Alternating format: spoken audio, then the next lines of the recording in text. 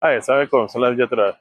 Kalau anda tengah mencari sebuah motosikal gaya klasik, cafe racer, retro, tapi moden, saya nak tunjuk satu motor dari Royal Enfield, Continental GT 650. So, motor ni dia datang dengan 648cc, 2 silinder, 270 degree.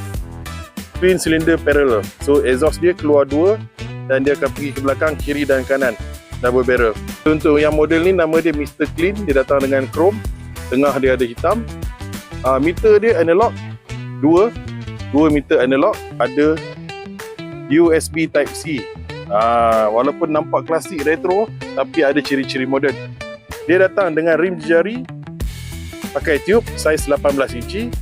Suspension teleskopik, lampu headlamp hadapan LED, signal masih menggunakan mentol. So ciri-ciri klasik yang sangat-sangat retro pada motosikal ni, Continental GT 650.